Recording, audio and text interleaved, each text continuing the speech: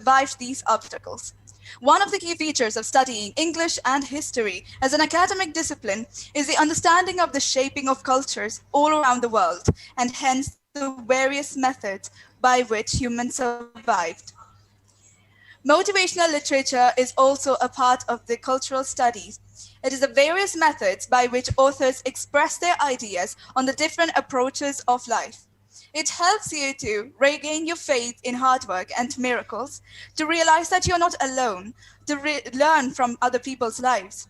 It helps you to know that failure is a stepping stone to success. It broadens your vision towards life. Let us begin by bestowing prayers to the Almighty. I welcome Abisha Hassan from the Double Main Department for the prayer.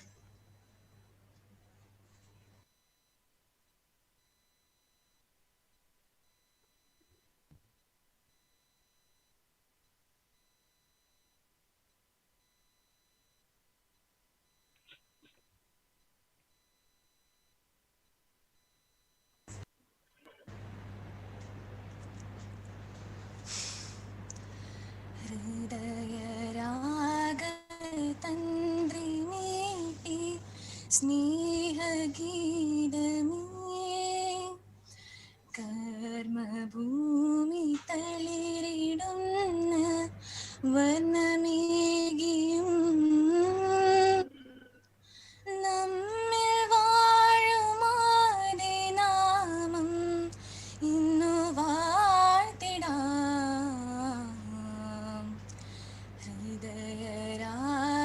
ഹൃദയരാഗതന്ത്രി മീട്ടി സ്നേഹഗീതമേകിയും കർമ്മഭൂമി തളിരിടുന്ന വർണ്ണമേകിയും നമ്മിൽ വാഴുമാതെ നാമം ഇന്നു വാഴ്ത്തിടാം ഞങ്ങൾ പാടുമീ സ്വരങ്ങൾ കീർത്തനങ്ങളാകണേ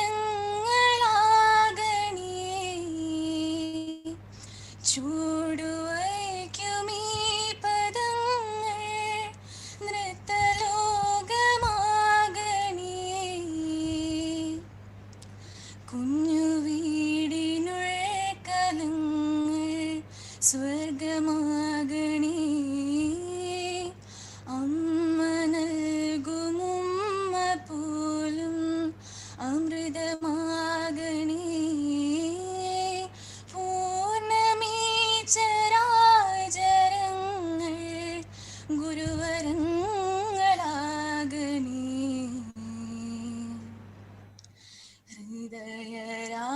ഹൃദയരാഗതന്ത്രി മീട്ടി സ്നേഹഗീതമേകിയും കർമ്മഭൂമി തളിരിടുന്ന വർണ്ണമേകിയും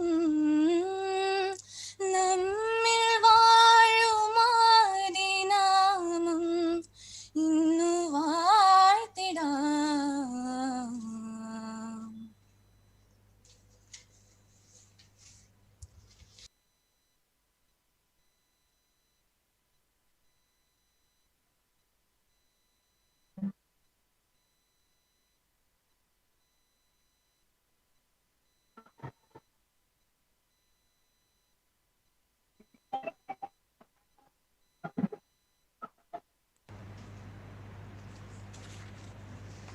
Thank you, Abisha. For this program to be possible, the greater effort and time given by Dr. George Alexa must be addressed with all due cordiality. The HOD of English and History Department, I welcome Dr. Alexa for the welcome address.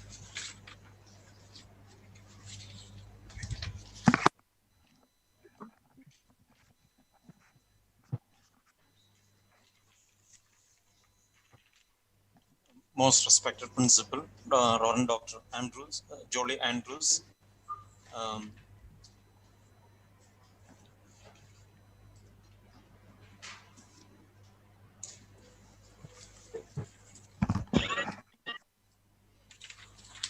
Good afternoon to one and all. Most respected Reverend Dr. Jolie Andrews, the principal, Christ College, Irinyalakuda. Dr. T. Vivekanandan, coordinator, self-financing session. Dr. Robinson P. Ponmanisheri, coordinator, IQSC. Professor P.R. Bose, coordinator, Department of Economics. Um, Respected dignitaries from other colleges, teachers, students, and my dear colleagues. Today, we are very happy to welcome you all to to the literature, a webinar on motivational literature, new horizons in literary studies. And we are very happy to invite our resource person, Professor Amaldev, PH. He is the assistant professor in Vimala College, and he has been continuously been in research in this area. Now, today we all know that literature has become more and more fascinating subject for everybody, and it is always changing. And new areas and new vistas are opening today in the field of research and studies. So, therefore, new changes, new theories are emerging in the study of literature, and so therefore, the new field makes the study more interesting and more fascinating. It is in this background that the webinar on motivational literature is organized. Motivational literature has become a part of the cultural studies, an emerging arena in the field of new literary study and historical research. So, therefore, it is to familiarize, the aim of the seminar, the webinar is to familiarize the students of literature and history about the new areas and new vistas in the field of historical and literary studies. So therefore, I hope that the seminar and the webinar would help our students and the viewers, the participants about a new area and of this area. And let me come back to my duty of extending welcome to the dignitaries in this seminar, in this webinar. Let me first welcome our principal, Reverend Dr. Jolie Andrews, the pillar behind of this mighty institution, Christ College, Irinyalakuda. The father has always been a constant support to the Department of English and History, and his constant encouragement and enthusiasm is an inspiration for all of us to move ahead. So, in this context, I extend a cordial welcome to Reverend Dr. Jolie Andrews to this webinar. Thank you, sir. Thank you.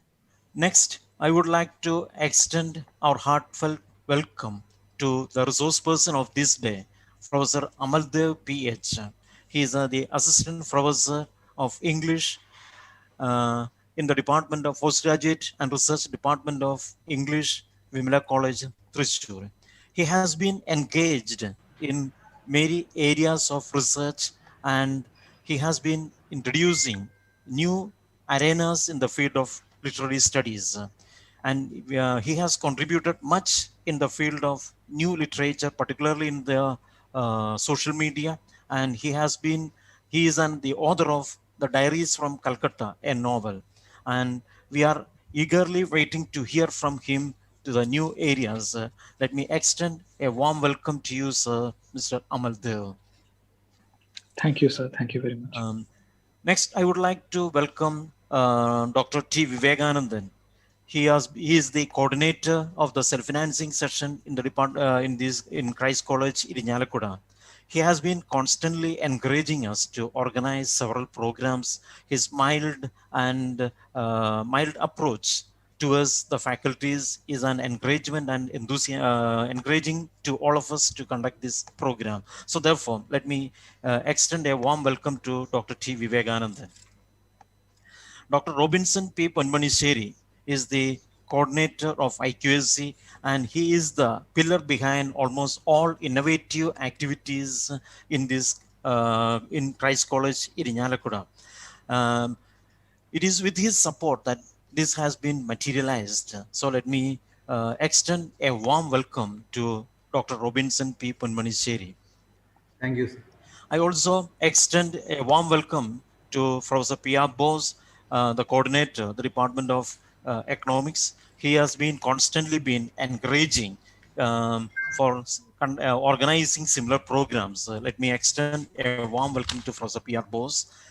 And I also extend welcomes to the faculties and students from other institutions. I also extend a warm welcome to my colleagues who has been always been with me. And let me extend a warm welcome to my colleagues in the department. I also extend a warm welcome to the technical team behind this and the two people, the students who have been in comparing in this session. Let me extend a warm welcome to one and all, welcoming you all once again. I remain. Thank you. Thank you so much.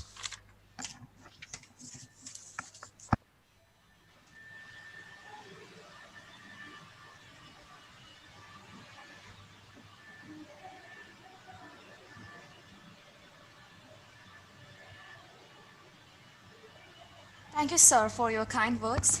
Christ College Irnyalakuda started in 1956 by the Devamada province of the Carmelites of Mary Immaculate CMI, an indigenous religious congregation founded in 1831 by Saint Cyriac Elias, a religious priest and a versatile genius, who envisioned education as a tool for liberation and development. It offers an ideal mission of education that is aware of responsive to the challenges of the nation's present situation. The diligence and determination provided by the respected principal of Christ College Irnyalakuda, Reverend Dr. Jolie Andrews, is what drives the college and the students to the colorful future. I cordially invite Dr.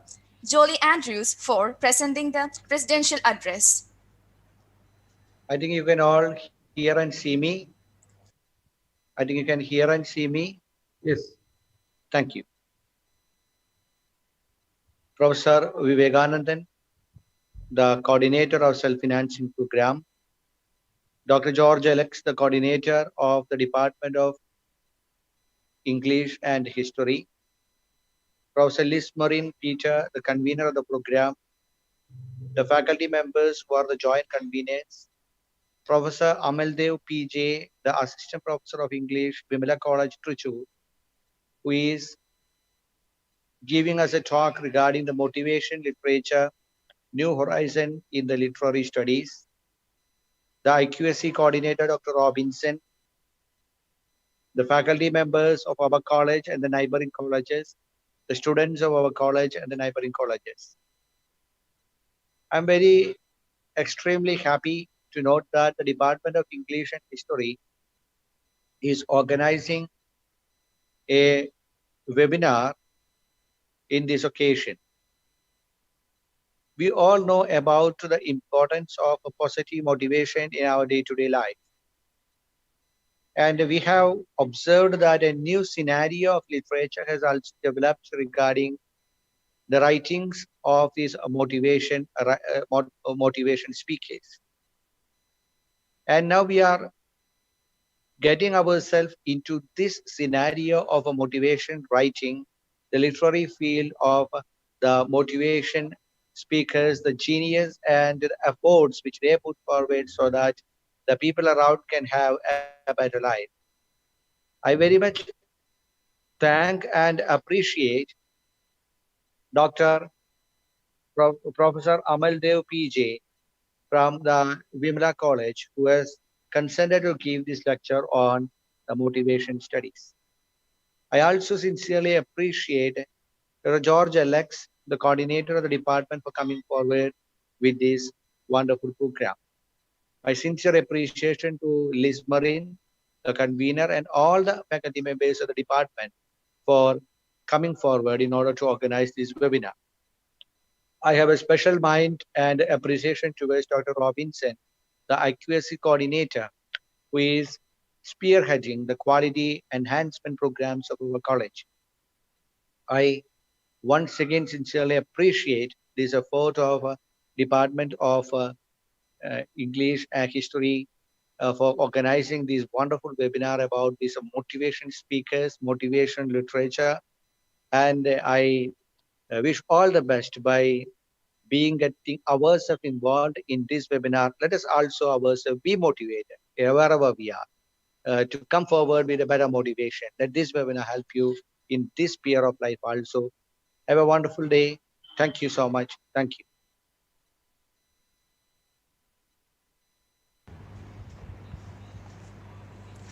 Thank you for your time and dedication, Father.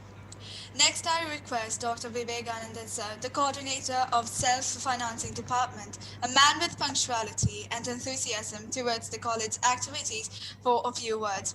He was retired but still continues to dedicate his life to this institution. Please, sir. Hear me? Yes, Hello. sir. Because I'm there at this point. For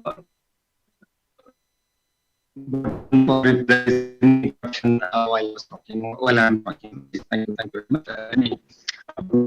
Respected Reverend Father Julian, Principal of Assembly Institution.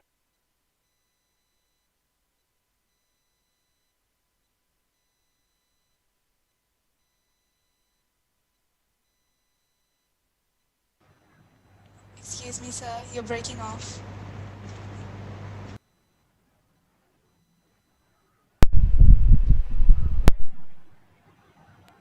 Excuse me, sir.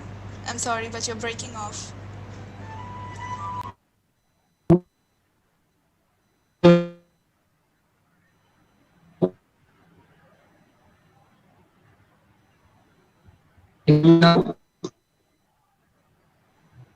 Hello. Sir, you're still breaking off. Okay, can you hear now? A little bit. Well, I will conclude in one word that I appreciate the Department of Government for having me come on this wonderful venture of organizing motivational literature. I appreciate the young members of the department. Also appreciate Professor Amaldev for having me the resource person of this seminar. I congratulate the professor for spearheading this program, and I wish all the participants to have a wonderful deliberation and meaningful experience during this session, and have a nice day. Thank you very much.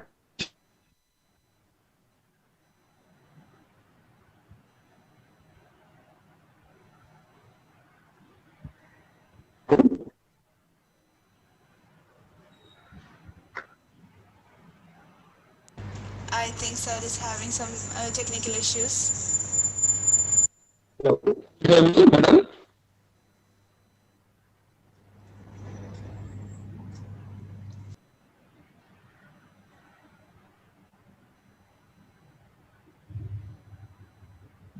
Hello, can you hear me now, please? Hello? Hello?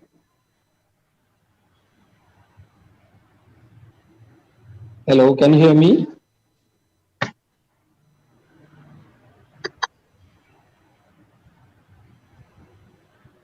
Hello?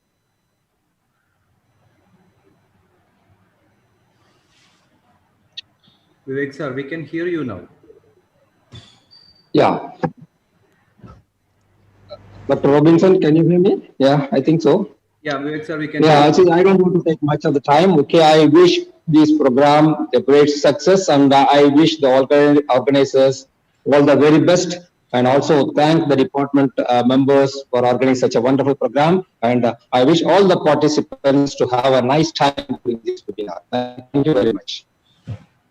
Thank you so much, sir. Next, I welcome Dr. Robinson P. Ponminiseri, who is associated with the IQAC activities. He is a patient, empathetic, and energetic and understanding human being. Welcome, sir. Respected principal of the college, coordinator Dr. George Alex, today's chief resource person, Professor Amaldev, who is assistant professor of English, Vimala College, Thrissur, and dear teachers of the department, other teachers and students. Be a double main department is a very rare department because it is a combination of two interesting subjects. One is history and the other one is literature. So if you ought to study the history, you will have to study literature. And more than that, it is a very rare combination. And I was so surprised to hear what is the main chief theme of the today's talk, which is motivational literature, new horizons in literary studies. Uh, we have already, we all have read so much motivational literatures, including Robin Sharma, to so many biographies of many notable personalities. But I was surprised to see that this is now becoming a new horizons or a new area of the literature study, which is the motivational literature. Maybe Professor Amaldev may clarify some of my doubts regarding the motivational literature. I have seen a couple of my friends are also motivational speakers. What I have seen is that you will get some highs during the motivation speaking, but later that our energy levels used to come down rather than the previous level. So maybe there are some problems with the motivational speaking itself. I used to feel so. Maybe I think Amaldev can clearly, one who is researching in the field can clearly explain all those factors. I extend my warm regards to all and extend my best wishes for this very nice looking motivational, speech motivational literature, New Horizons in Literary Studies. And congratulating all the organizers for this. And I assure that I will be listening to you, Amaldev. Thank you, organizers. Thank you.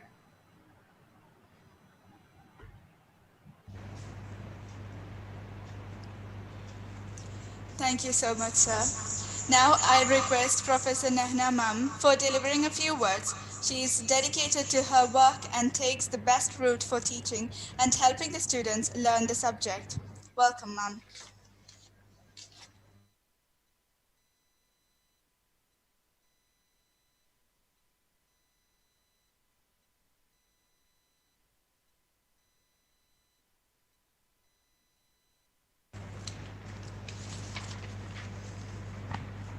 Respected Principal Father Jolie Andrews, our Chief Guest Professor Amaldev, Robinson Sir, Vivekanandan Sir, Bose Sir, Arichodi George Sir, other teachers and dear students, good afternoon.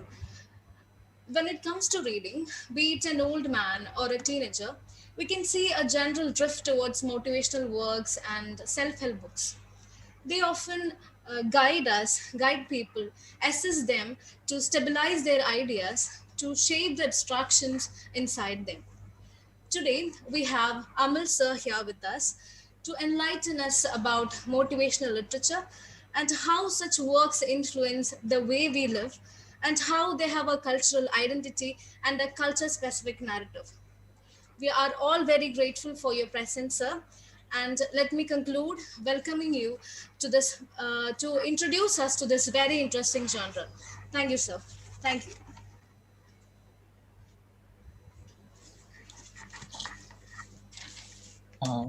Is my audio clear, everyone? Is the audio clear? Yes, sir, you are audible. Okay. Thank you very much. So let me begin. First of all, respected principal, the IQEC coordinator, the coordinator of the self-financing wing, and the head of the department, and all the other faculty members, coordinators, students, and on the whole, the Christ community. Thank you for giving me an opportunity to speak before you, present some ideas of mine before you on which I'm working on. So it's a very wonderful opportunity for a young budding teacher like me to have such a wonderful audience and also to be amongst such very important and significant dignitaries. So it's I consider it a very strong privilege, and I thank the Christ community for having me here. So I hope without much further ado, I'll delve into my topic itself. So before that, I'd like to ensure that my audio reaches you somehow. So I'd just like to know if I do not keep the mic near to my mouth, would the audio still be clear? It's clear, Amal. Yes, sir. Yes. Okay. Thank you. So I'll continue. So I think we have a mixed audience here. We have students who might already have done a project or are about to started working on a project, or might have some idea about what research is, or what research in literary studies is. And I'm also very happy to see this combination, as Sir mentioned, of history and literature. So even in my work, even in my PhD work, this concept is very significant. The relationship between history and literature. So how do we understand ourselves is very much related to history. That is, we as human beings have certain incidents or uh, certain things that we as a community have gone through, which define who we are. So many historical events, if you look at certain specific historical events, you can see how deeply those events have influenced us.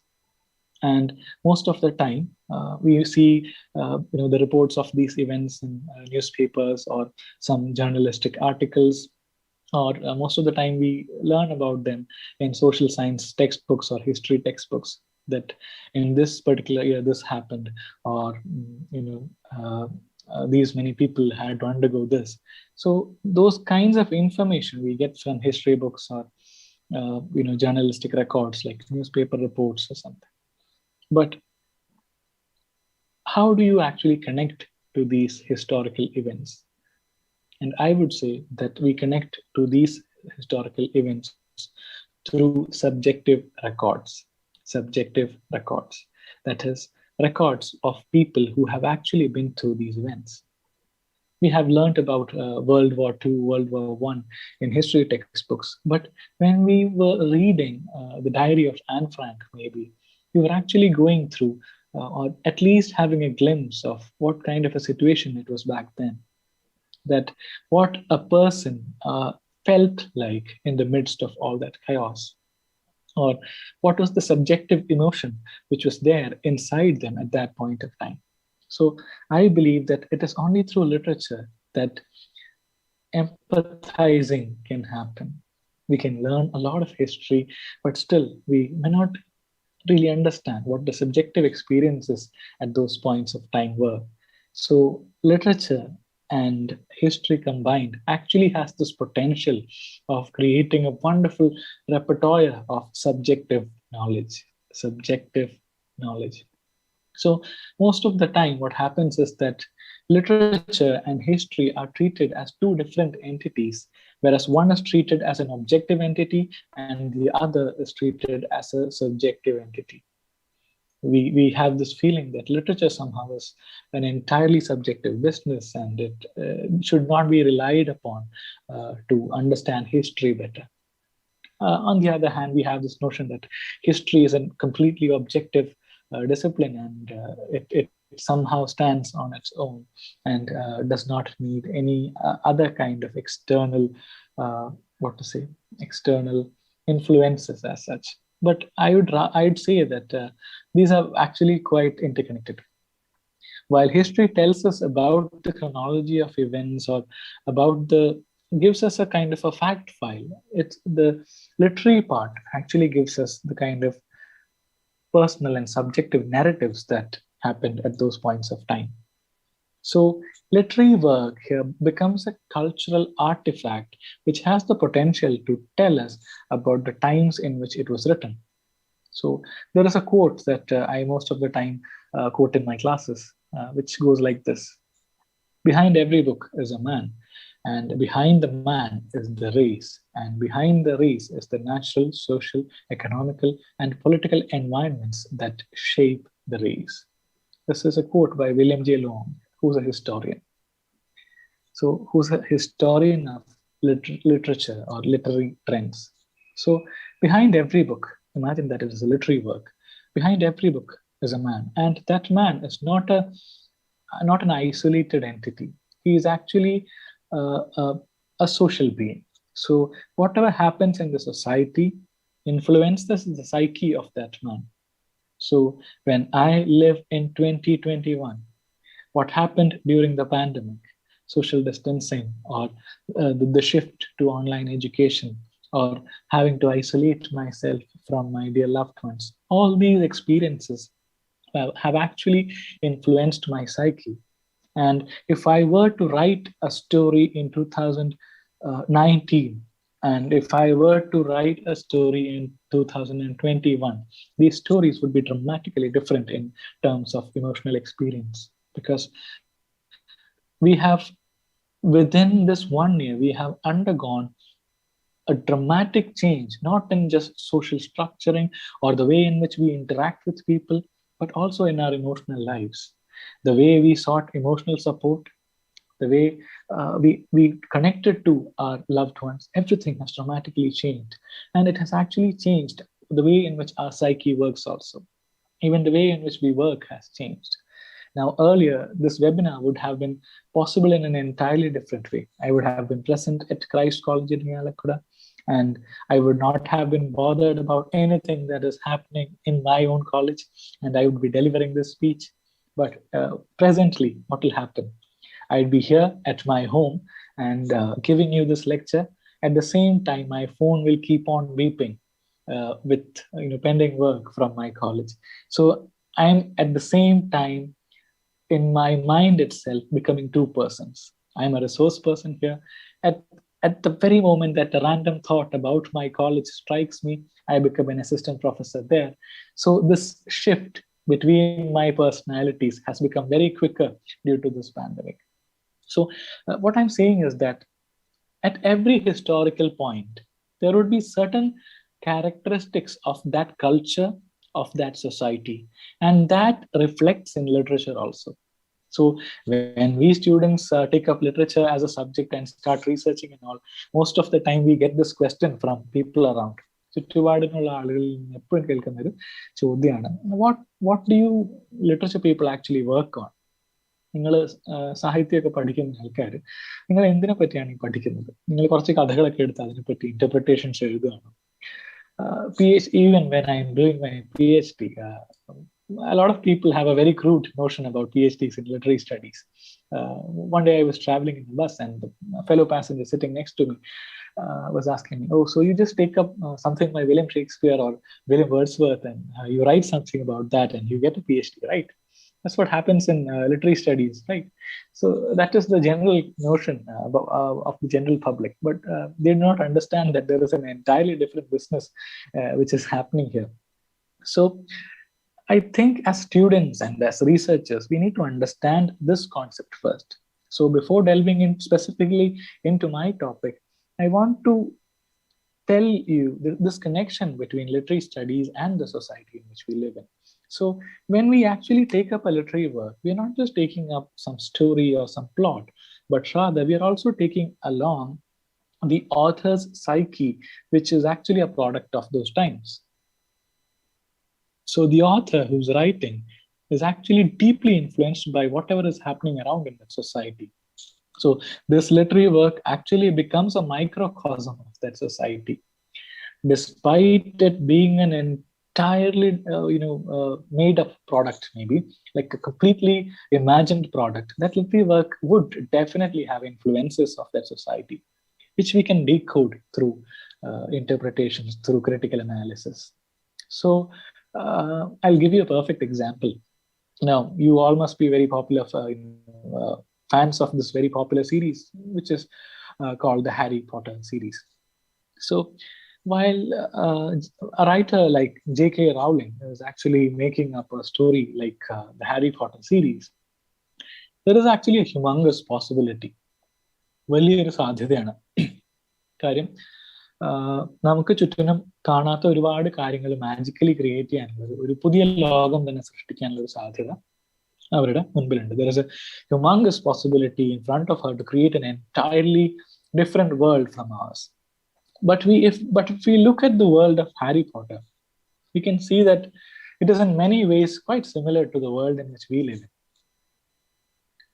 We already have race categories in the world which we live in. Ethnicity based on the പലതരത്തിലുള്ള categorizations ഉണ്ട്. അതുപോലെ കാസ്റ്റിനെ base ചെയ്തുകൊണ്ടുള്ള പലതരത്തിലുള്ള കാറ്റഗറൈസേഷൻസ് ഉണ്ട്. അതിൻ്റെ പേരിലുള്ള discrimination ഉണ്ട്. There is discrimination on the basis of such categorisations. So even in a magical world where there are numerous possibilities, there are categories like the mudbloods.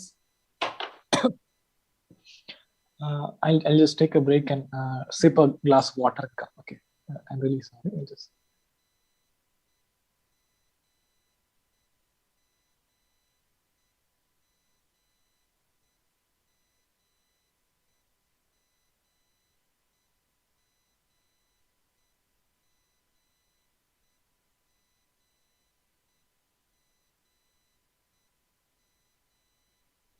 I'm sorry about that. My throat started drying up. That's why. So what I'm saying is that even in an entirely magical world, world of possibilities, there comes these categories like the mudbloods, the purebloods. So the higher end creatures and the lower end creatures. So what I'm saying is that this is a typical example of how literary works are influenced by the society in which people live in. So it is actually a cultural artifact which we can examine in order to understand the society in which we live in. So that itself makes it very easy for me to explain about my topic, which is self-help literature or motivational literature. I tell you how I came into this topic initially as a researcher. While I was doing my postgraduate degree, I had to do my master's project, and I was in the lookout for topics, and I had this feeling that everybody was actually running around success somehow. That everybody wants to be successful, everybody wants to be powerful in a way, and there is so much stress which is there on this idea of success. Who's a successful person? Academically successful, professionally successful, and socially successful. Somebody who's able to communicate really well with their peers. So there is this notion of success which is very popular, and that actually influences the way in which people understand each other, judge each other, or look at each other even. Who's more successful, or I rate myself, or I think about myself in terms of how successful I am. So this tendency was there. I think I'll take one more sip of water. I'll just take.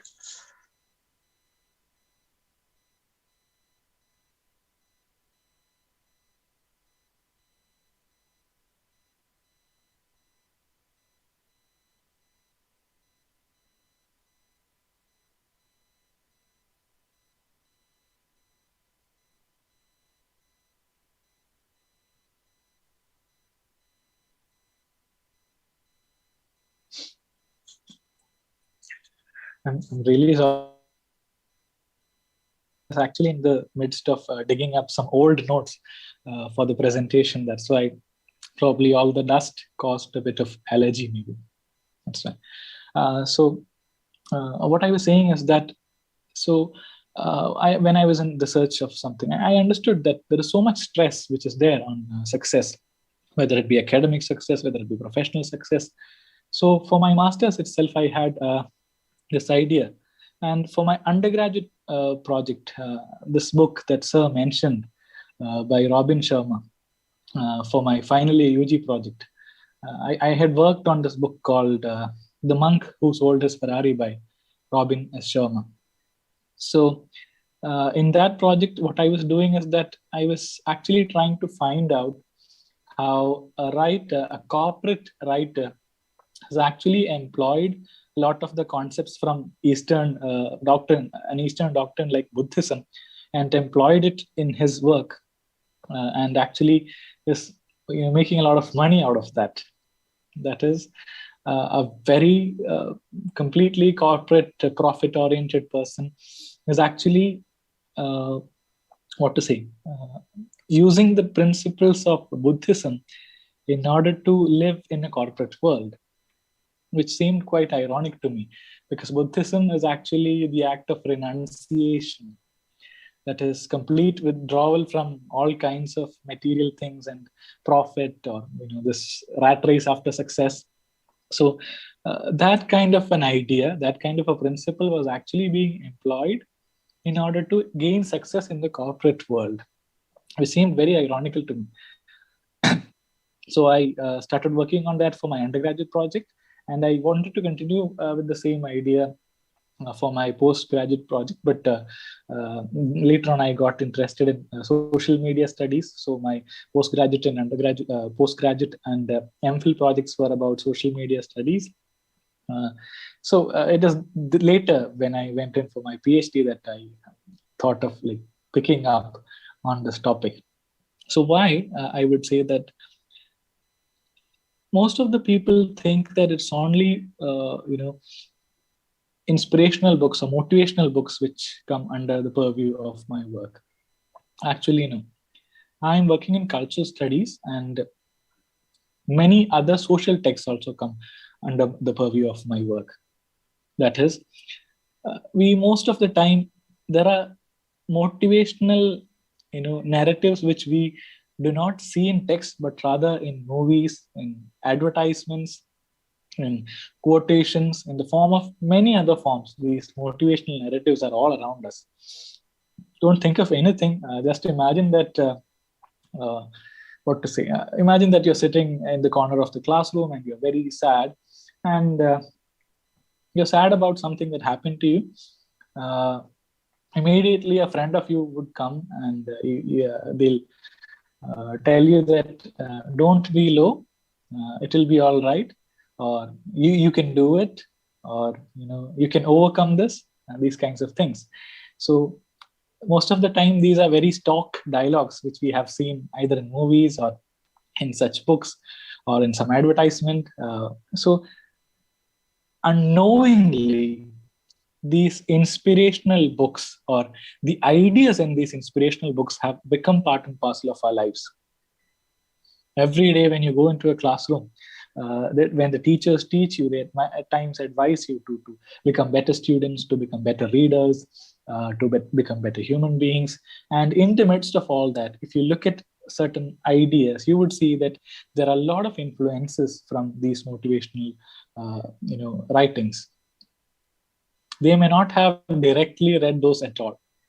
But how did these ideas reach them? Probably a director of a movie read a motivational book, and he decided that certain ideas, unconsciously maybe, not consciously even, he decided that certain ideas that were there in the motivational book would come into his movie.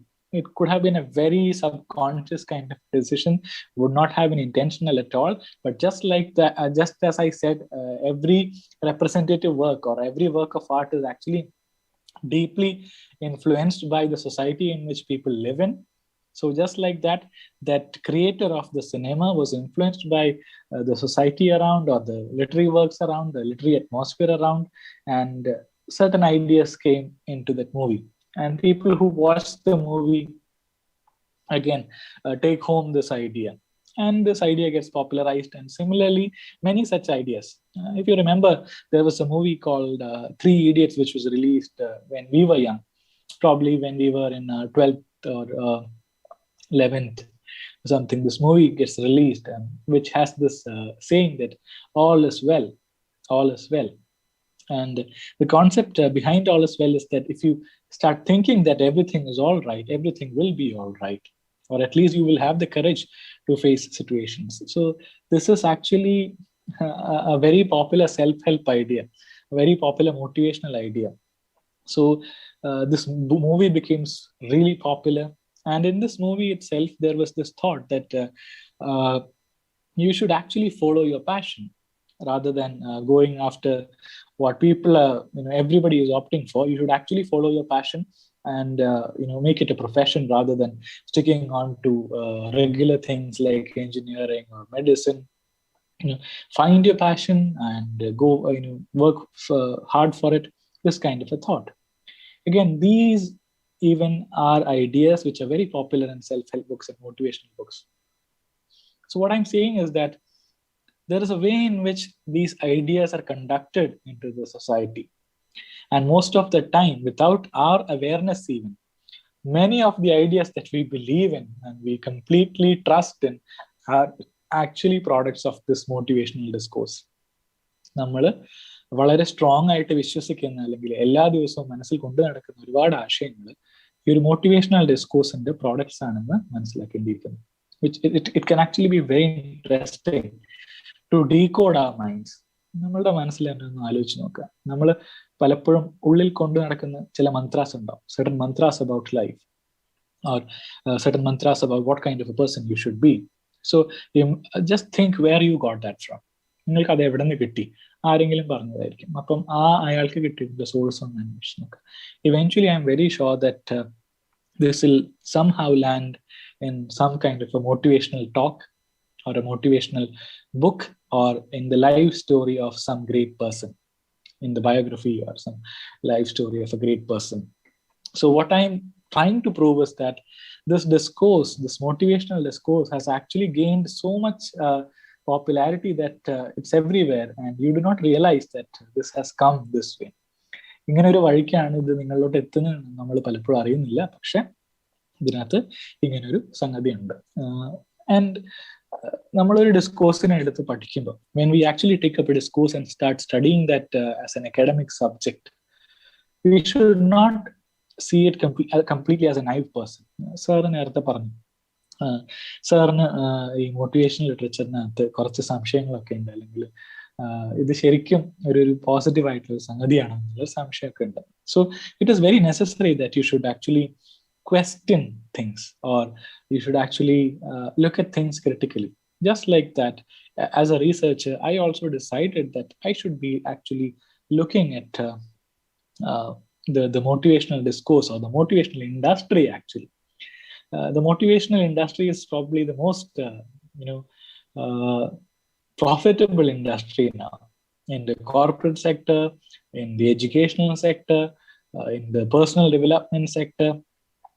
And probably if you go to a bookstore, probably at least 30 to 70% of the racks of the books are filled by such kinds of books, and people buy it. Most of the people buy it, read a couple of pages, and get probably slight motivation or quick solutions to their problems, and they forget about the book and they keep it aside.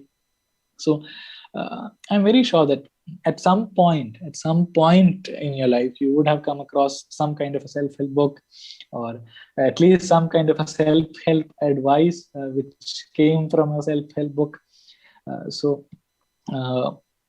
Looking at it critically, when a discourse is so influential, ഒരു തരത്തിലുള്ള എഴുത്ത് അല്ലെങ്കിൽ ഒരു തരത്തിലുള്ള ചിന്ത വളരെ സ്വാധീനമുള്ള ഒരു സംഗതിയായി മാറുമ്പോൾ, ഏത് ഡിസിപ്ലിൻ ആയിക്കോട്ടെ, സയൻസ് ഡിസിപ്ലിനകത്തുള്ള ഒരാളായിക്കോട്ടെ, ആർട്ട് ഡിസിപ്ലിനകത്തുള്ള ആളായിക്കോട്ടെ, അല്ലെങ്കിൽ ഒരു പ്രായമായിട്ടുള്ള ഒരു ഹൗസ് വൈഫോ അല്ലെങ്കിൽ ഒരു ലേ പേഴ്സണോ ആയിക്കോട്ടെ, ഇവരുടെ ഇടയിലൊക്കെ ഇത്തരം ആശയങ്ങൾക്ക് സക്സസ് അല്ലെങ്കിൽ പോസിറ്റീവ് തിങ്കിങ്, ഇപ്പം എന്തെങ്കിലും ക്രൈസിസ് ഉണ്ടാകുമ്പോൾ ഇമ്മീഡിയറ്റ്ലി പോസിറ്റീവായിട്ട് ചിന്തിക്കൂ എന്ന് നിങ്ങളുടെ ഒരു സുഹൃത്ത് വന്ന് പറയാണ്, അല്ലെങ്കിൽ കാര്യമായിട്ട് വായിക്കുകയോ എഴുതുകയോ ഒന്നും ചെയ്യാത്ത ഒരു കക്ഷി പോലും നിങ്ങളോട് പറയുന്ന ഒരു സ്ഥിരം സംഗതിയാണ് പോസിറ്റീവായിട്ട് ചിന്തിക്കും അല്ലെങ്കിൽ പോസിറ്റീവായിട്ട് ആലോചിക്കും. അപ്പം പൊതുജനങ്ങൾക്കിടയിൽ ഇത്രയും സ്വാധീനമുള്ള ഒരു വ്യവഹാരം എന്ന നിലയിൽ, അല്ലെങ്കിൽ as a discourse which has so much influence among the general public, this is time to look at this discourse critically എന്ന് ഞാൻ ആലോചിക്കാനായിട്ട് തുടങ്ങി. യുവാക്കളുടെ ഇടയിലും മധ്യവയസ്കരുടെ ഇടയിലൊക്കെ ഇത്രയും സ്വാധീനമുള്ള ഒരു സംഗതിയാണെങ്കിൽ ഇതിനെ ഒന്ന് ക്രിട്ടിക്കലായിട്ട് അനലൈസ് ചെയ്തില്ലെങ്കിൽ, ഇതിനകത്ത് പൊളിറ്റിക്കലി കറക്റ്റ് അല്ലാത്ത അല്ലെങ്കിൽ സോഷ്യലി ജസ്റ്റിഫയബിൾ അല്ലാത്ത എന്തെങ്കിലും പ്രശ്നങ്ങൾ ഉണ്ടെങ്കിൽ അതിനെ ക്രിട്ടിക്കലി നോക്കേണ്ടുന്ന സമയമായിട്ടുണ്ട് എന്നുള്ളൊരു തോട്ടിൽ നിന്നാണ് ഞാൻ ഈ വർക്കിലോട്ട് വരുന്നത്. അപ്പം what do you do? You actually go through a lot of self-help books and see, take up some ideas in these self-help books and start thinking, are they socially correct? ഇത് ഒരു സമൂഹത്തിനുള്ളിൽ കൃത്യമായിട്ടുള്ള അല്ലെങ്കിൽ സോഷ്യലി ജസ്റ്റിഫയബിൾ ആയിട്ടുള്ള ഒരു ആശയമാണോ എന്നൊക്കെ ആലോചിച്ച് തുടങ്ങുമ്പോൾ മനസ്സിലാവും there are many problems within the motivational discourse itself or the motivation industry itself. That is, positivity can actually at times be toxic. Positivity can actually at times be toxic. Now, the motto of motivational literature maybe is that yes, you can. This is the title of a book by Shiv Khera actually, but this has become a very popular dictum now, that yes, you can, but at times people cannot. That is the truth. At times people cannot. There are many social scenarios in which people do not have the agency to attain certain goals because of the social conditions. They might be politically underprivileged, they might be socially underprivileged, they might be economically underprivileged. Motivational ബുക്സിനകത്ത് പലപ്പോഴും പല സാഹചര്യങ്ങളും നേരിടാൻ കഴിയാത്തതിന് കാരണക്കാരനായിട്ടുള്ള ആള് നിങ്ങൾ തന്നെയാണ് എന്നുള്ളൊരു ആശയമാണ് കമ്മ്യൂണിക്കേറ്റ് ചെയ്യുന്നത്.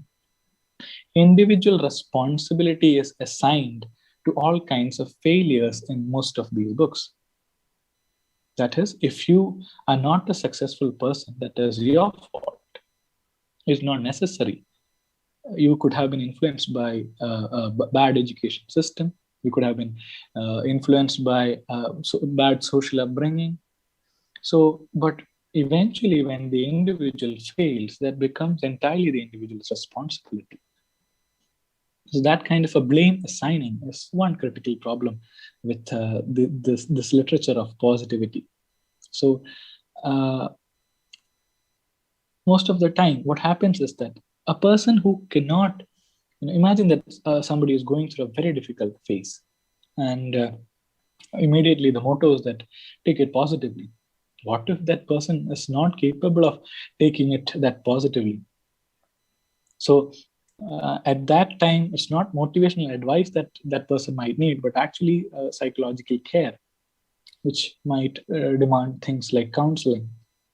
So what happened when this motivational discourse became popular is that people actually started relying on this as pseudo-psychology.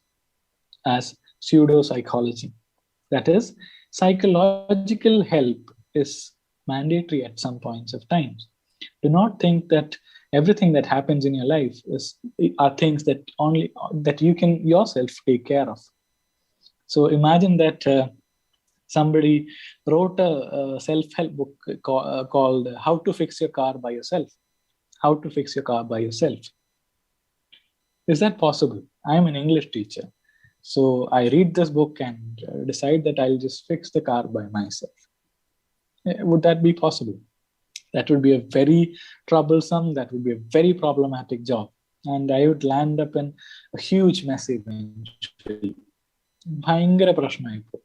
അപ്പം എല്ലാ കാര്യങ്ങളിലും എക്സൽ ചെയ്യുക എന്നുള്ളത് എല്ലാവർക്കും പറ്റുന്ന കാര്യമല്ല. അതുപോലെ തന്നെ എല്ലാ കാര്യങ്ങളിലും എന്താ പറയുക, സ്വയം കൈകാര്യം ചെയ്യുക എന്നുള്ളതും എല്ലാവർക്കും പറ്റുന്ന കാര്യമല്ല. അപ്പം imagine that human life is compared to this car. So you buy a manual called How to Manage Your Life, and you start working according to that manual, thinking that this is actually the way in which life should be. But this is only one person's opinion about how one can handle life. We forget that. Most of the time, we do not even check the credibility of the author. ഇപ്പം self പബ്ലിഷിങ്ങിന്റെ ഒക്കെ കാലഘട്ടമാണ്. ഇപ്പം ആർക്ക് വേണമെങ്കിലും നമുക്ക് എന്തെങ്കിലും ആശയങ്ങൾ ഉണ്ടെങ്കിൽ publish ചെയ്യാനുള്ള ഒരു ഓപ്പർച്യൂണിറ്റിയാണ്. ഇപ്പൊ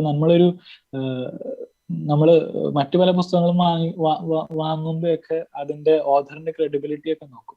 പക്ഷെ ഒരു മോട്ടിവേഷണൽ ബുക്ക് മേടിക്കാൻ നേരം ആ ഓഥറിന്റെ ക്രെഡിബിലിറ്റി എന്താണെന്ന് നമ്മൾ ഒരിക്കലും നോക്കുന്നില്ല.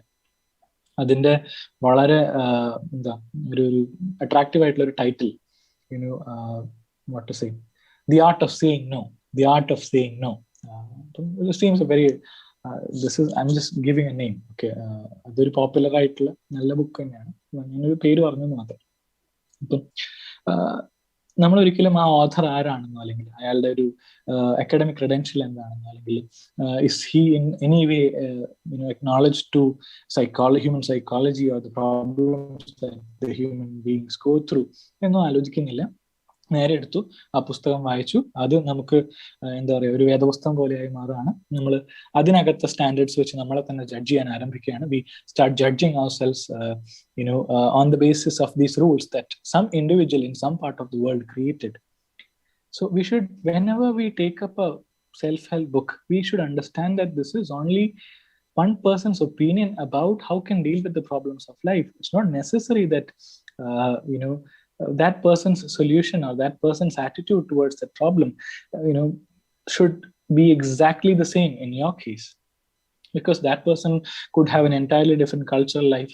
Imagine that somebody in America is writing a book. Their cultural life is entirely different.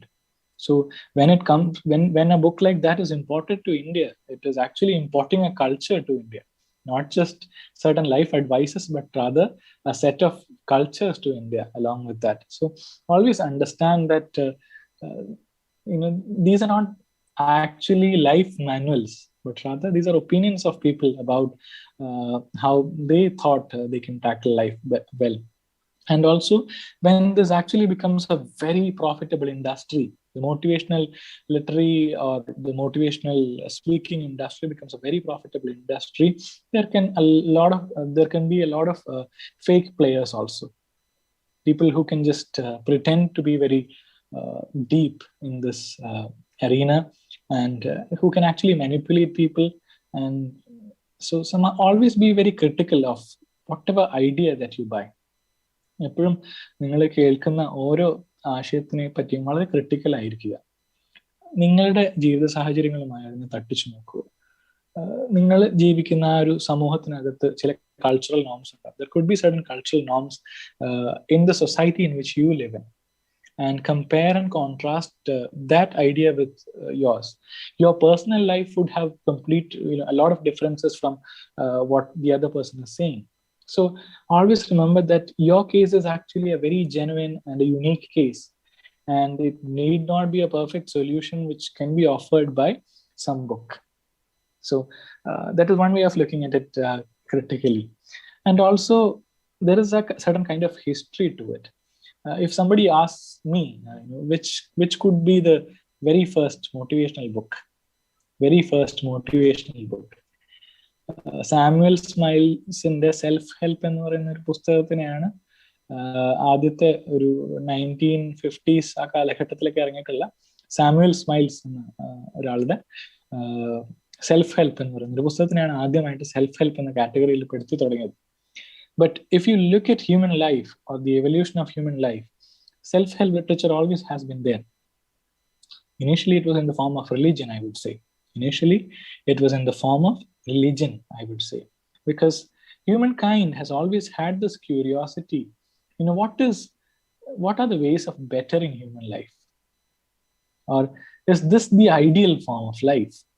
The life that I'm living in, the choices that I'm making, are these the ideal ways of living life? Or are there other ideal ways of living life which would give me more happiness, or which would give me more pleasure? So this kind of a curiosity actually created a lot of works, especially in religion itself. Which way of life would give me more peace of mind, more prosperity, or offer me a better sense of integrity? These kinds of questions are answered in religion also. So aren't religious books actually the first set of self-help or motivational books? You can think about that question. So coming back to this research in motivational books, if you are a student who's into motivational books, or who reads a lot of motivational books, you can actually take up a work as your project, or as some kind of a thesis. What will you do, or how will you work about it? Just think of the ideas that are there in the text. Or ഈ text എന്ന് പറയുന്നത് ഒരിക്കലും ഒരു literary text എഴുതി വെച്ചൊരു പുസ്തകം ആയിരിക്കണം എന്ന് ഞാൻ പറയുന്നില്ല. ഒരു മോട്ടിവേഷണൽ സ്പീക്കറിന്റെ ഒരു സെഷൻ നിങ്ങൾ കേൾക്കുകയാണെങ്കിൽ അതും ഒരു ടെക്സ്റ്റ് തന്നെയാണ്. കൾച്ചർ സ്റ്റഡീസിന്റെ കാലഘട്ടമാണ്. This is the time of culture studies. Even a speech which is delivered by a speaker can be taken up as a text, or even an advertisement that you see on the television. Sports goods in the advertisements കണ്ടിട്ടുണ്ടോ? Nike, Adidas, അല്ലെങ്കിൽ boost, ഇതിന്റെയൊക്കെ advertisements കാണുകയാണെങ്കിൽ attaining your physical goals, attaining perfection becomes a goal. അപ്പം ഇതിനൊക്കെ ഒരു motivational ലിറ്ററേച്ചറിന്റെ diverse forms ആയിട്ട്, അല്ലെങ്കിൽ motivational നെറേറ്റീവ്സിന്റെ diverse forms ആയിട്ട് കാണാവുന്നതാണ്. So what happens is ഇത്തരം നമുക്ക് ചുറ്റിനും ഇത്തരം narratives ആണ്. എന്താ പെർഫെക്ഷൻ അറ്റൈൻ ചെയ്യാനുള്ള narratives ആണ് ചുറ്റിനും. അപ്പം പലപ്പോഴും സംഭവിക്കുക എന്താണെന്ന് വെച്ച് കഴിഞ്ഞാൽ ഈ ചുറ്റിനും കാണുന്ന ഈ narratives-നകത്തൊക്കെയുള്ള പെർഫെക്ഷൻ നമുക്ക് അറ്റൈൻ ചെയ്യാതെ വരുമ്പോൾ നമ്മൾ eternally dissatisfied ആയിപ്പോകും. We might end up becoming eternally dissatisfied because in the advertisement when the child drank boost, he could perform so well, and I drank boost and I couldn't perform that well, so which means that I am not as good as a person. Or in the advertisement when that woman wore Fair and Lovely and went for the interviews, she was so amazing, but I did the same, but I didn't get good results, which means that I'm not as good as a person as the person in that advertisement was. Or in corporate offices, there is always this hierarchy, ladder of hierarchy. So always this competition is there, which is good, but what happens is there is always this pressure to go up on the ladder, and this pressure can actually lead towards less respect for oneself or oneself's dignity. The same is there with motivational narratives also, because you set an ideal according to this motivational narrative, according to this motivational book, and you end up not reaching there, and you feel that you somehow are an inferior being, which is not the case. You keep on trying. These are some those words in those books or in those advertisements or in those motivational speakers' words or in a motivational movie. Those are just one way of looking at life. There are thousands of more ways in which you might be a success, or you might be a better person. You might not be that good at sports, but there must be really small things in which you are actually excelling.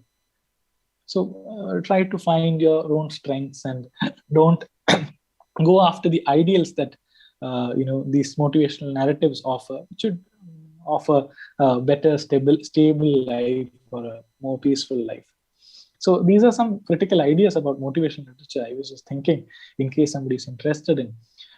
And also you can think about what kind of values does it provide to the newer generations, because motivational literature became popular after the Second World War, or maybe in the midst of the First and the Second World War, especially in the United States of America. So if you look at the history, what happened is at that time there was economic recession. Economic recession was huge, and there were no career opportunities for youngsters. തൊഴിലില്ലായ്മ ഒരു വലിയ പ്രശ്നമായി നിൽക്കുന്ന സമയത്താണ് motivational literature emergence, because there were many youngsters who were looking for jobs, who were probably in dire need of jobs, and in order to അപ്പം ജോലിയില്ലായ്മ ഒരു വലിയ പ്രശ്നമാകുമ്പോൾ എന്ത് സംഭവിക്കുന്നത് വെച്ച് കഴിഞ്ഞാൽ ആ ജോലിക്ക് വേണ്ടിയുള്ള കോമ്പറ്റീഷൻ ഒരുപാട് വർദ്ധിക്കും. There will be so tough a competition for that profession or that job. So polishing one's skills or excelling in the field becomes very essential. ആർക്കെങ്കിലും ആ സമയത്ത് സർവൈവ് ചെയ്യണമെങ്കിൽ അയാളുടെ ഫീൽഡിൽ എക്സൽ ചെയ്യുക എന്നുള്ളത് ബിക്കംസ് വെരി എസെൻഷ്യൽ. ആ സമയത്താണ് അല്ലെങ്കിൽ ഒരു സാമ്പത്തികമായിട്ടുള്ള ഒരു രണ്ട് ലോകമഹായുധങ്ങളുടെ ഇടയിൽ സാമ്പത്തികമായിട്ടുള്ള ഒരു അനിശ്ചിതാവസ്ഥയുള്ള ഒരു സമയത്ത്, ഒരുപാട് തൊഴിലില്ലായ്മ രൂക്ഷമായിട്ടുള്ള സമയത്താണ് ഇത്തരം പുസ്തകങ്ങൾ ബൂം ചെയ്ത് വരുന്നത്. അപ്പം ആ ഒരു കാലഘട്ടത്തിൽ materialism is very significant. That is survival of the fittest എന്നുള്ള ഡാർവിൻ്റെ ഐഡിയ ഒക്കെ മോട്ടിവേഷണൽ ലിറ്ററേച്ചറിനകത്തൊക്കെ വളരെ പ്രാധാന്യമുള്ള ഒരു ഐഡിയ ആണ്. So that idea was very popular back then, because at the times of economic recession, if you don't fight for a job, if you don't excel in the job, you will lose that job and you might end up starving. It was അങ്ങനത്തെ ഒരു സമയമായിരുന്നു അത്. പക്ഷെ those ideals of materialism actually got carried over to even the motivational literature today. In today's world, there is actually a kind of extended version of that economic struggle, which is visible even now in these motivational literatures. അപ്പം ഞാൻ പറഞ്ഞു വരുന്നത് വേറെ ഒന്നുമല്ല, I am going back to the same point. History and literature are deeply connected. ഒരു motivational literature എന്ന് പറയുന്ന ഒരു സാധനം ഉണ്ടായി വരുന്നതിനകത്ത് ചരിത്രപരമായി നോക്കുമ്പം സാമ്പത്തിക മാന്ദ്യവും 2 ലോകമഹായുദ്ധങ്ങളുമാണ് കാരണമായിട്ട് പലപ്പോഴും വരുന്നത്. അപ്പം it will help you understand that literature and history are deeply connected എന്ന് മനസ്സിലാവും. അപ്പം മോട്ടിവേഷണൽ ലിറ്ററേച്ചറിന്റെ ഒരു പെരിഫറി ഇത്രയാണ് പറയാനുള്ളത്. പിന്നെ ഞാൻ വർക്ക് ചെയ്തുകൊണ്ടിരിക്കുന്ന വളരെ ഇൻഡെപ്ത് ആയിട്ടുള്ള കാര്യങ്ങൾ ഈ ഓഡിയൻസിനെ കൺസിഡർ ചെയ്തുകൊണ്ടും ഞാൻ അങ്ങനെ കാര്യമായിട്ട് ഷെയർ ചെയ്യുന്നില്ല, especially because it's research on which I am working on. അപ്പം അതിന്റെ ഒരു ബ്രോഡർ ഔട്ട്ലൈൻ അല്ലെങ്കിൽ ഒരു ക്രിട്ടിക്കൽ ഓവർവ്യൂ ആണ് ഞാൻ തന്നത്. As an extension of this എനിക്ക് പറയാനുള്ളത്, for students who are going forward for their higher studies in literature and literary studies and cultural studies, ഈ ഒരു ടോപ്പിക്കിന്റെ ഒരു എക്സ്റ്റൻഷൻ ആയിട്ട് അല്ലെങ്കിൽ കുറച്ചും കൂടെ ബ്രോഡർ ആയിട്ടുള്ള ഒരു സംഗതി ആയിട്ട് എനിക്ക് പറയാനുള്ളത് എന്താണെന്ന് വെച്ച് കഴിഞ്ഞാൽ, you need to understand that this process of research in literary studies is very significant. ഞാൻ നേരത്തെ പറഞ്ഞതുപോലെ പല ആളുകളും നിങ്ങളോട് ചോദിക്കും, നിങ്ങൾ എന്താ ലിറ്ററേച്ചറിനകത്ത് റീസെർച്ച് ചെയ്യുന്നതെന്നൊക്കെ ചോദിക്കുമ്പോൾ പലപ്പോഴും നമുക്കും കാര്യമായിട്ടുള്ള ഉത്തരങ്ങളില്ലാത്ത ഒരു അവസ്ഥ വരുന്നുണ്ട്. പക്ഷെ ഒരു പുതിയ തലമുറ എന്ന നിലയിൽ എനിക്ക് നിങ്ങളോട് പറയാനുള്ളത്, research in literary and cultural studies is probably one of the most significant things that any person can do at this point of time. ഈ ഒരു സാമൂഹിക സാംസ്കാരിക സാഹചര്യത്തിൽ നിന്നുകൊണ്ട് ചെയ്യാൻ പറ്റാവുന്ന ഏറ്റവും മഹത്തായ കാര്യങ്ങളിൽ ഒന്നാണ് ലിറ്റററി അല്ലെങ്കിൽ കൾച്ചറൽ സ്റ്റഡീസിലൊക്കെയുള്ള ഗവേഷണം. കാര്യം എന്താണെന്ന് വെച്ച് കഴിഞ്ഞാൽ, the world is faced by a lot of problems and we need people who can empathize. We need people who can empathize. മുകളിൽ നിന്നുകൊണ്ട് ഇങ്ങനെയാണ് ജീവിക്കേണ്ടത് എന്ന് പറഞ്ഞു തരുന്ന മോട്ടിവേഷണൽ ബുക്സിനേക്കാളും ആളുകളുമായി എംപത്തൈസ് ചെയ്ത് അല്ലെങ്കിൽ ആളുകളുടെ സ്പെസിഫിക് ആയിട്ടുള്ള സിറ്റുവേഷൻസുമായി എംപത്തൈസ് ചെയ്യുന്ന ആളുകളെയാണ് നമുക്ക് ആവശ്യം. And literature can actually help people become better empathizers. How? So when we imagine that we take up a work of literature, we are actually training ourselves to put ourselves in the shoes of another character. നമ്മുടെ ഒരു കൾച്ചറിൽ നിന്നോ അല്ലെങ്കിൽ നമ്മുടെ സാംസ്കാരിക സാമൂഹിക സാമ്പത്തിക സാഹചര്യങ്ങളിൽ നിന്നും എൻറ്റയർലി ഡിഫറെൻ്റ് ആയിട്ടുള്ള ഒരു കഥാപാത്രത്തിന്റെ ജീവിതം അല്ലെങ്കിൽ അവരനുഭവിക്കുന്ന പ്രശ്നങ്ങൾ, the problems through which they go through, we are exposed to all that. And this kind of an exposure actually broadens our perspective about life. Every character that we read, every life situation that we read in literature actually broadens our perspective about life. We understand that life can also be looked at from this perspective. ഇങ്ങനെ ഒരു കാഴ്ചപ്പാടിൽ നിന്നുകൂടി ജീവിതത്തെ കാണാം, അല്ലെങ്കിൽ ഇത്തരം പ്രശ്നങ്ങളും മനുഷ്യർ അനുഭവിക്കുന്നുണ്ടാവാം. ഇപ്പം നിങ്ങളൊരു സോഷ്യലി പ്രിവിലേജ്ഡ് ആയിട്ടുള്ള ഒരു കമ്മ്യൂണിറ്റി ജനിച്ച ഒരാളാണെന്ന് വിചാരിക്കുക. പലപ്പോഴും സമൂഹത്തിന്റെ മാർജിൻസിലുള്ള ആളുകളുടെ the problems of those people who are in the margins of the society you may not have been familiar with, but when you actually read a work by a marginalized writer, you understand that yes, there are these problems of discrimination in the society, and you empathize with them. And the world actually needs people who can empathize. And നമ്മൾ research ഒക്കെ ചെയ്യുമ്പം actually ഈ ഒരു എംപത്തി എന്നുള്ള ക്വാളിറ്റീനെ കുറച്ചുകൂടെ enhance ചെയ്യാണ്. Manyness of realities is what I call it. That every time a literary work is taken up and a diverse ranges of perspectives are drawn from the same work itself, we understand that there is not just one way of looking at reality. There is not just one fact or one objective fact to which I should be reaching. So research nowadays is not, something which converges, but rather it's something which opens up possibilities. ഒരുപാട് ആശയങ്ങൾ സംഗമിച്ച് ഒരു final ട്രൂത്തിനെ കണ്ടുപിടിക്കുന്ന ഒരു സംഗതിയെക്കാളും ഇപ്പോഴത്തെ കാലത്ത് ഗവേഷണം എന്ന് പറഞ്ഞു കഴിഞ്ഞാൽ, especially in the humanities, is something that opens up the possibilities of interpretations. അതായത് തുറവി എന്നുള്ളൊരു മലയാളം വാക്ക് ഉപയോഗിക്കാനാണ് എനിക്കിഷ്ടം. Openness or open endedness. So when you take up a literary work and start reading it, start interpreting it from different perspectives, what happens is you see that there's not just one way of looking at life. നമ്മൾ theories ഒക്കെ പഠിക്കുന്നുണ്ട്. We learn a lot of theories. We learn Marxist theory, we learn psychoanalytic theories, we learn feminist theories. So we have this feeling that just like scientific theories, these are certain rules and conventions which we learn. But no, these are only ways in which you can actually look at the text. ഒരു social ടെക്സ്റ്റിനെ അല്ലെങ്കിൽ ഒരു literary ടെക്സ്റ്റിനെ നോക്കി കാണാനുള്ള ഒരു ടൂളായിട്ട് മാത്രം literary തിയറിയെ കണ്ടാൽ മതി.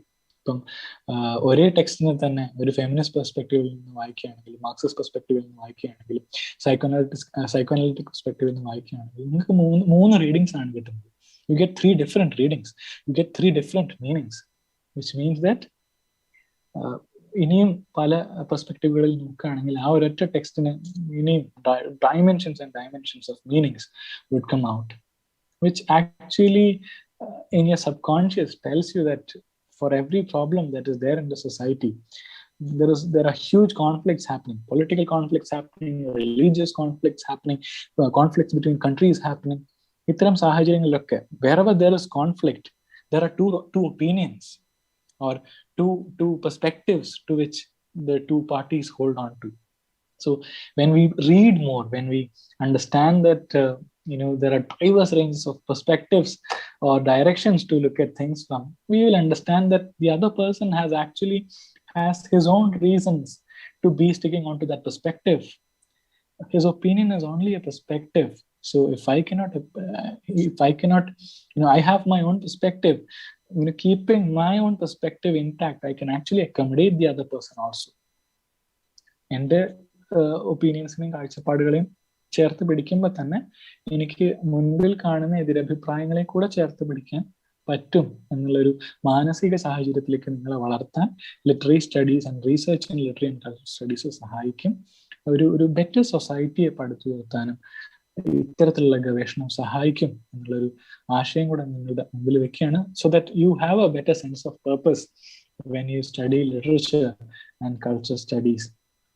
When I was a student of literature and cultural studies, I had all these questions in my head, and I kept on seeking for answers. And I had this feeling that if somebody had told me this earlier, that what I'm learning is actually a very significant discipline which can actually bring in a lot of positive social change, എന്ന് മനസ്സിലാവായിരുന്നെങ്കിൽ ചെറിയ ക്ലാസ്സുകളിൽ മുതലേ ഞാൻ കുറച്ചുകൂടെ ഡെപ്തോടുകൂടി കുറച്ചുകൂടെ പാഷനോട് കൂടി ലിറ്ററേച്ചറിനെയും cultural സ്റ്റഡീസിനെയും pursue ചെയ്തേനെ. അപ്പം എൻ്റെ മുമ്പിൽ ഇരിക്കുന്ന ഈ സ്ക്രീനിൽ ഇരിക്കുന്ന കുറച്ച് കുട്ടികൾ, ഏതാനും കുട്ടികളോട് എനിക്ക് പറയാനുള്ളത്, what I have to say is that this discipline that you're studying or these texts that you're reading, interpreting, don't think that they are just text which you just sit and interpret and write about, but they are actually stepping stones of social change whereby we learn to accommodate differences, accommodate different perspectives. അപ്പം ഇത്രയൊക്കെ കാര്യങ്ങൾ പറഞ്ഞുകൊണ്ട് ഞാൻ ഇത് ചുരുക്കമാണ്. കൂടുതലും ഇന്ററാക്ഷൻസിൽ കൂടെ കാര്യങ്ങൾ സംസാരിക്കാനാണ് എനിക്ക് ഇഷ്ടമുള്ളത്. ബിക്കോസ് കൂടുതൽ പെർസ്പെക്റ്റീവ്സ് വരുന്നത് അപ്പോഴാണ്. അപ്പം ഞാൻ എൻ്റെ കാഴ്ചപ്പാടുകൾ പറയുന്നതിനേക്കാളും ഒരു ഇന്ററാക്റ്റീവ് മോഡിൽ സംസാരിക്കും. When we talk as an interaction, what happens is you get a lot of perspectives and it enriches the experience of a webinar. So here on, I like people to ask me questions and pose questions so that this discussion would go further. I think I have given you a brief overview about motivational literature and critical possibilities of analyzing motivational literature, and also as an additional bonus I have given you certain ideas into why you should be taking up research in literary and culture studies. ഈ രണ്ട് aspects ആണ് ഇതിൽ പറഞ്ഞു വെച്ചത്. ഇതിനകത്തോ അല്ലെങ്കിൽ ഇതുമായി ബന്ധപ്പെട്ട് ഇതിന് പുറത്തോ ഒക്കെയുള്ള എന്തെങ്കിലും ചോദ്യങ്ങളോ അല്ലെങ്കിൽ വിമർശനങ്ങളോ ഒക്കെ ഉണ്ടെങ്കിൽ you can ask me and I'll be happy to answer.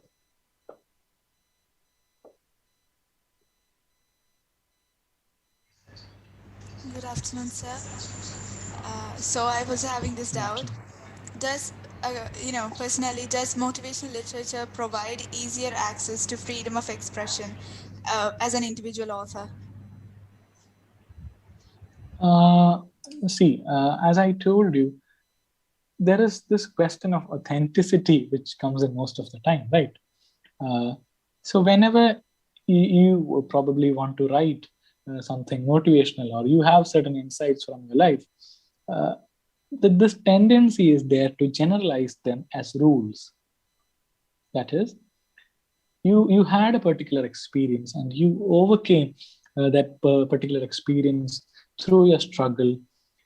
But when it comes to motivational literature as a genre, somebody is not just coming and telling their personal experience, but rather framing rules that, this is how you should tackle with the problem, or this is how the problem should be dealt with. So this kind of framing of rules can be very problematic. So if you have certain personal experiences which you think you should be sharing it with other people, you are free to do that, and you should be doing that. It will enrich the possibilities of looking at life for other people. But this problem which is there, don't make them as general rules which should be applicable for everybody, because every individual is different. So if you're writing about your own life, write it as you're writing about your own life rather than writing a rule book for others to live their life. So you have the freedom of expression, but just don't pressurize others to fit into your norms of life. That's the problem that is there with a lot of the self-help books. Thank you, sir. That was understandable. Thank you for the question. If anybody has any inquiries, they can ask Professor. He will be ready to answer it. Good afternoon, sir. Good afternoon, Sissy. Good afternoon, sir. Sir, as you said in the beginning of session, the society which we live influences literature. So in this pandemic period, both the children and adults came through many traumas. So whom do you think that the motivational literature which will influence more, either the children or adult? That's actually a very, relative kind of a question, because the kind of input that people got during these lockdowns and during these pandemic periods vary diversely. While we saw that there are people who are investing them into a lot of creative things and becoming home chefs, pottery planting, but at the same time there were people who completely invested themselves into other kinds of activities. So the kind of input that people will get varies according to different geographical locales, or what kind of technology that they have access to, or what kind of visual stimuli that they can afford. For somebody who has a high taste is even something that people need to have the ability to afford, actually. So to have access to certain kinds of content, for instance, probably motivational books or motivational ideas itself, you need certain privileges. Not everybody, maybe for a child, the kind of input that he or she gets could be from the smartphone which he has been given to for his online education. So the content is most of the time his choice. And even for the adult who might be seeking some form of engagement during these pandemic phases, it is again a subjective choice, what they will choose to watch, or what they will choose to listen, or what ideas they choose to consume. So it is not yet time to predict as such what kind of input people have been consuming, because in the coming years, whatever ideas that these people were consuming during this 1 year, will reflect dramatically in the society. Social മീഡിയയിലൂടെ അല്ലെങ്കിൽ പുസ്തകങ്ങളുടെ രൂപത്തിലോ സിനിമയുടെ രൂപത്തിലോ എന്തൊക്കെ ആശയങ്ങളാണോ ഈ ഒരു തലമുറ ഈ ഒരു ലോക്ക്ഡൌൺ കാലഘട്ടത്തിൽ കൺസ്യൂം ചെയ്തുകൊണ്ടിരുന്നിട്ടുള്ളത് എന്നുള്ളതിന്റെ റിഫ്ലക്ഷൻസ് ഇനി വരാൻ പോകുന്നത് അടുത്ത ഒരു 5-6 വർഷങ്ങളിലായിരിക്കും. അപ്പം അത് പലപ്പോഴും ആളുകളുടെ സാമൂഹിക സാഹചര്യങ്ങൾക്കനുസരിച്ച്, അല്ലെങ്കിൽ അവർക്ക് പരിചിതമായിട്ടുള്ള ആശയങ്ങൾക്കനുസരിച്ചായിരിക്കും വരുന്നത്. We will have to wait and see what kind of influences have happened. അത് നമുക്ക് വരും വർഷങ്ങളിൽ തന്നെ മനസ്സിലാവുള്ളൂ. അല്പം സൈക്കോളജിക്കലി തന്നെ ഒരു ഡീപ്പായിട്ടുള്ള ഒരു impact, the way in which people interact, socially connect, അതിനകത്ത് തന്നെ ഒരു ഡീപ്പായിട്ടുള്ള ഇമ്പാക്ട് നമുക്ക് എക്സ്പെക്ട് ചെയ്യാവുന്നതാണ്. കാര്യം മുൻപൊക്കെ touch was a huge form of communication. നമ്മളൊരു സുഹൃത്തിനെ നമ്മൾ നേരിട്ട് കാണുവാണെങ്കിൽ, നിങ്ങളുടെ ഒരുപാട് വിഷമിച്ചിരിക്കുന്ന ഒരു സുഹൃത്തിനെ നേരിട്ട് കാണുവാണെങ്കിൽ, you had the option to put your hand on that person's shoulder and a lot would have been communicated. Now even this touch has become problematic. So എന്ത് തരത്തിലാണ് ഈ ഒരു പാൻഡമിക് മനുഷ്യന്റെ മനസ്സിനെ അല്ലെങ്കിൽ മനുഷ്യർ മറ്റാളുകളുമായി സംവദിക്കുന്ന രീതികളെയൊക്കെ മാറ്റുക എന്നുള്ളത് വരുന്ന ഒരു 5-6 വർഷത്തിനുള്ളിൽ നമുക്ക് മനസ്സിലാവുള്ളൂ. അപ്പം അത് പോസിറ്റീവ് ആയിട്ടുള്ള രീതിയിലാവട്ടെ എന്ന് നമുക്ക് പ്രതീക്ഷിക്കാം. Let's hope that it will be in a positive way. Thank you so much, sir. Hello, good evening, sir. I have this doubt. How does this motivational works help depressed people to overcome their problems? Is there any scientific approach to the study? Yes, as I mentioned, most of the time, people somehow need quick fixes. That is, imagine that you're undergoing an emotional crisis, you're going through depression, and you need quick fixes. So you don't want to go to a psychologist, or you don't want to find the proper reasons of this problem, but rather you would just buy a self-help book and sit and read, which might actually help in some points. Because if the problem is not that severe, reading a book might give you some positive input, or help you organize your thoughts better, or help you see things in a better perspective, and it might help you. But the problem is where their actual psychological intervention is needed, this kind of pseudo psychology might not help, because most of the time self-help literature is not for sure written by experts in the field, or people who have studied human psychology as such. People are writing from their own personal experiences, which may be right or wrong. So if you decide to go completely buy a self-help books to solve a problem on your own, it might not always work. If it's a very mild problem for which you think these things might help, then perfectly fine, no problem. But imagine that there is a deep lying problem within you which needs medical care or psychological care. In that case, such books can actually cause more harm than benefit. So one needs to have an assessment of oneself before going into some kind of assessment from a self-help book. A self-help book might tell you that you as a person are a failure, which may not be true. But a self-help book it's just one perspective of looking at success and failure, which the self-help book offers. So it is okay to rely on these books, but if the problems are severe, you might need expert help itself. Okay, thank you. Thank you, sir. Hello, sir. Ah. Sir, can we say that in one way, books which are not necessarily or strictly in self-help categories, like autobiographies or even some novels, can't we say that they do belong to the motivational literature? Definitely. ഈ നിങ്ങളിപ്പം Amazon അല്ലെങ്കിൽ ഫ്ലിപ്കാർട്ട് അതിനകത്തൊക്കെ motivational literature എന്നൊരു category എടുത്ത് നോക്കുകയാണെങ്കിൽ ബയോഗ്രഫീസും ഓട്ടോബയോഗ്രഫീസും അതിനകത്തൊരു significant ആയിട്ടുള്ള കാറ്റഗറിയാണ്. Because the success stories of people are recorded as motivational books, because if they most of the time there is a pattern. എല്ലാ സക്സസ് സ്റ്റോറീസും ഇങ്ങനെ വന്നോളന്നില്ലല്ലോ പബ്ലിഷ് ചെയ്ത്. ഒരു പാറ്റേൺ ഉണ്ടാവും മിക്കവാറും. ഒരു താഴെത്തട്ടിലുള്ള ഒരാൾ സ്ട്രഗിൾ ചെയ്ത് ഉയർന്ന് ഒരു പവർ ലാഡറിൽ അല്ലെങ്കിൽ സക്സസ് ലാഡറിൽ മുകളിലോട്ട് വരുന്നു, അല്ലെങ്കിൽ ഒരാൾ അയാളുടെ ഡിസിഷൻ മേക്കിംഗ് പവർ കൊണ്ട് ചില ചോയ്സസ് എടുത്തുകൊണ്ട് സ്വന്തം ജീവിതത്തെ അല്ലെങ്കിൽ ചുറ്റുപാടുള്ള ആളുകളുടെ ജീവിതത്തെ ബെറ്റർ ആക്കുന്നു. This kind of a pattern would be there. So these stories can actually be motivational to people. Now, APJ Abdul Kalam's life story is read by many people, and it's considered as a motivational or inspirational book. So these kinds of stories where people go through hardships and overcome those hardships, they provide a model to people who are going through problems or hardships.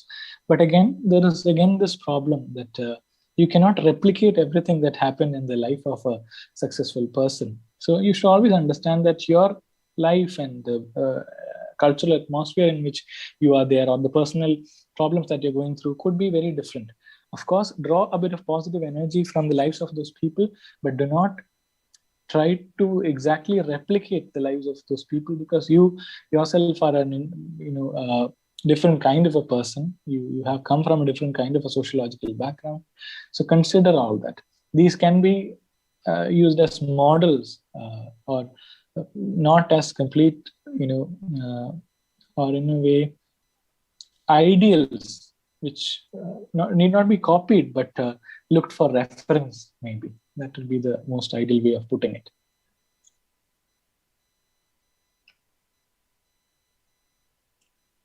Is that clear? Okay, sir. Thank you so much.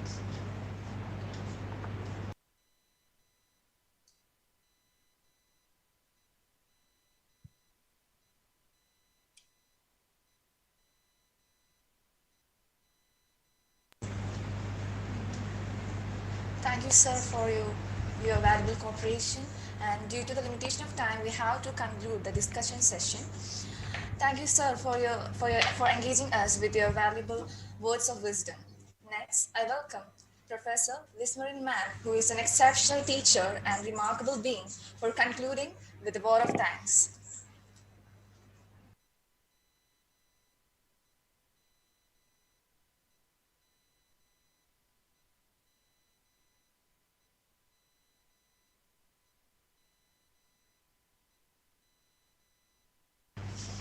Good afternoon, everyone. I hope I'm audible, right?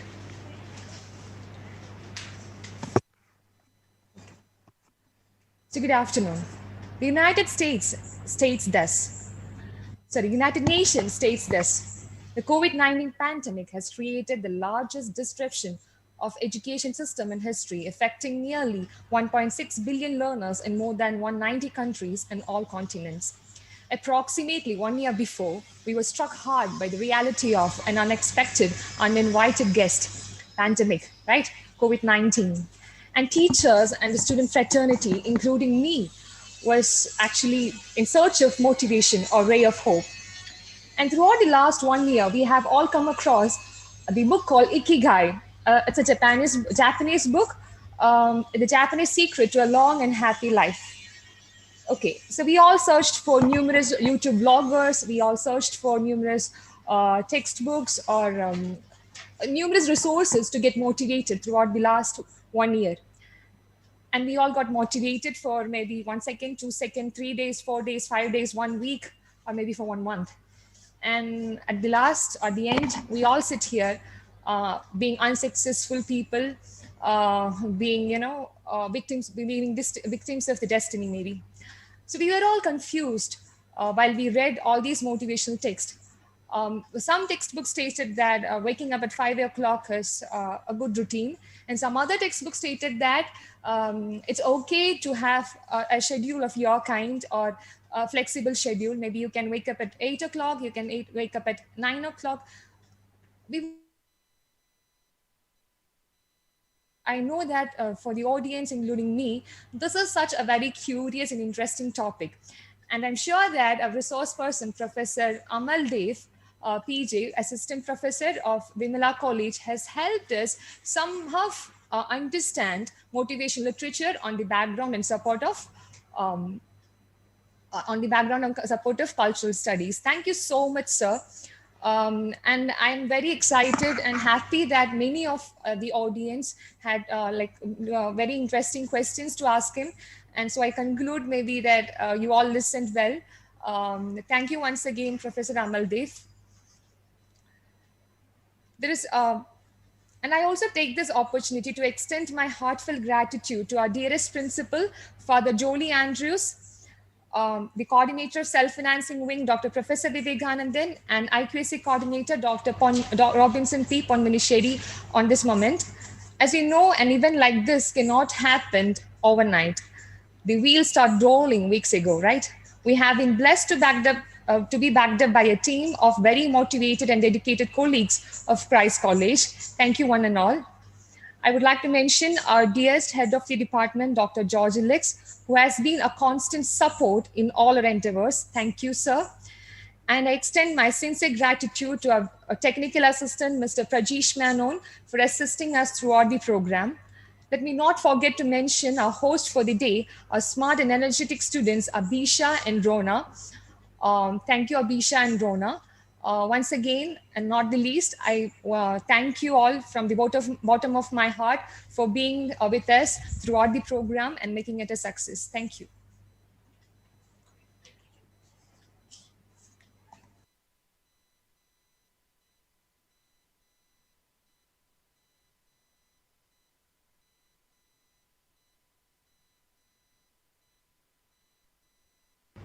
Thank you, ma'am, for your kind words. Hope you all enjoyed the session. Thank you to the coordinators of the program, the teachers who have dedicated a great proportion of their time, and also the listeners who participated in the session. So, let's wind up the session with a famous quote delivered by Dalai Lama. To conquer oneself is a greater victory than to conquer thousands in a battle. Once again, thank you everyone. Have a great evening.